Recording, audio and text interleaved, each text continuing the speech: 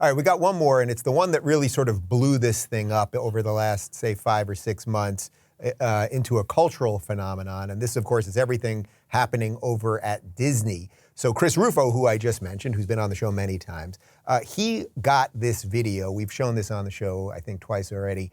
An internal chat that they were having over at Disney. This is Disney executive producer Latoya Raveneau.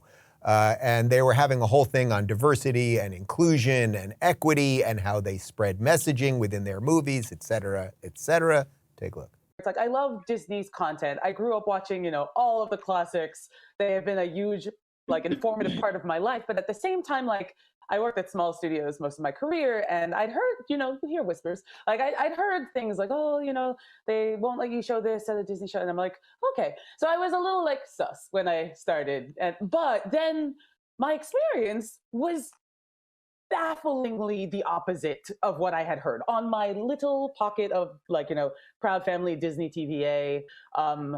The showrunners were super welcoming. Meredith Roberts and our leadership over there has been so welcoming to my not at all secret gay agenda. And so I feel like I felt like it was, maybe it was that way in the past, but I guess something must have happened in the last they are turning it around, they're going hard. And then all that momentum that I felt, that sense of I don't have to be afraid to let's have these two characters kiss, let's in the background to start, I was just wherever I could, just basically adding queerness to if you see anything queer in the show, I'm proud family. But I just was no one would stop me, and no one was trying to stop me.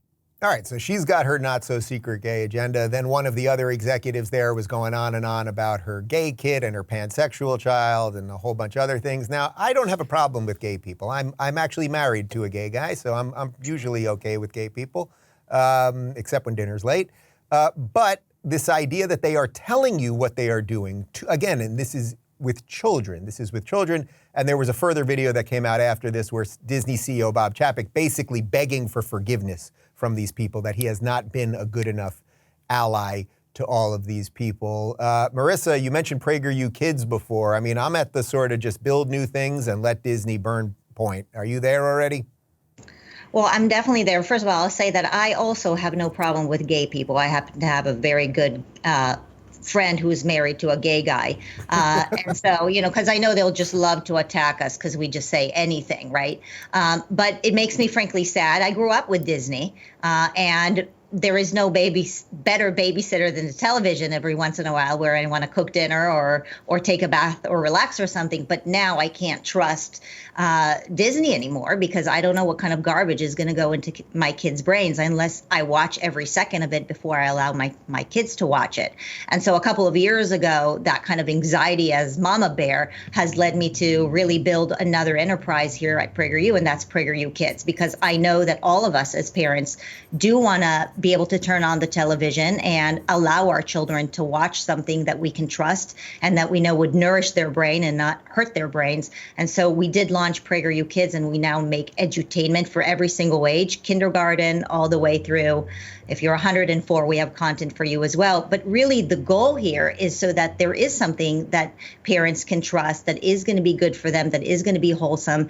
And like what Stephen is doing, we can complain, or we can also take action and try to provide some services to a very large audience that is interested in an alternative choice so that people can have the option of voting with their feet. There is somewhere else to go. And so if you don't like what Disney is producing, at the very least, you now know that you can download PragerU Kids and have your children watch something that is going to be good for them and that you can trust. So speaking of doing something, last week I went to the belly of the beast myself. I went to Orlando, home of Disney, with scary Ron DeSantis, and here's what happened.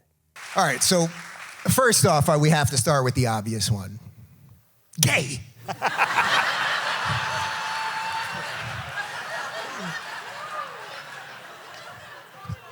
He didn't even flinch. Nothing. Stephen, the stormtroopers did not burst in. They did not arrest me. I said gay to him. He actually met my husband for the second time right before that, took a picture with us. They've given us baby onesies. It's just endless onslaught of nonsense, huh?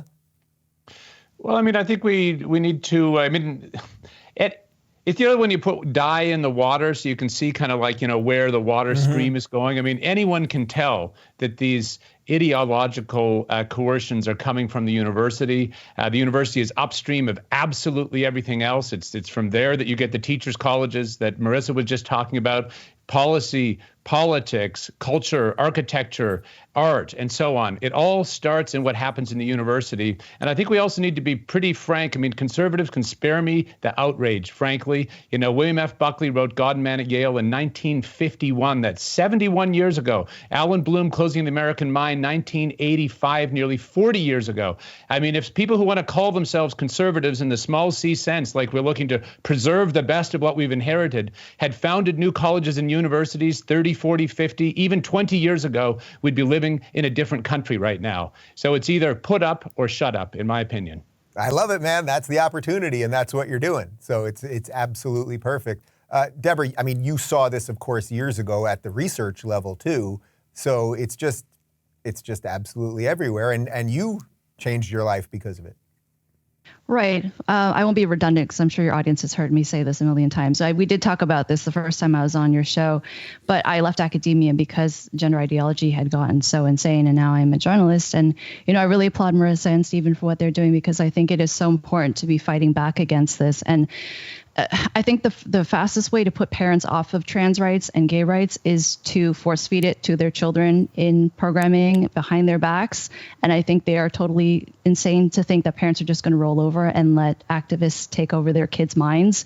So I think it's fantastic what Ron DeSantis is doing, and he's not backing down. And I think we need more of that.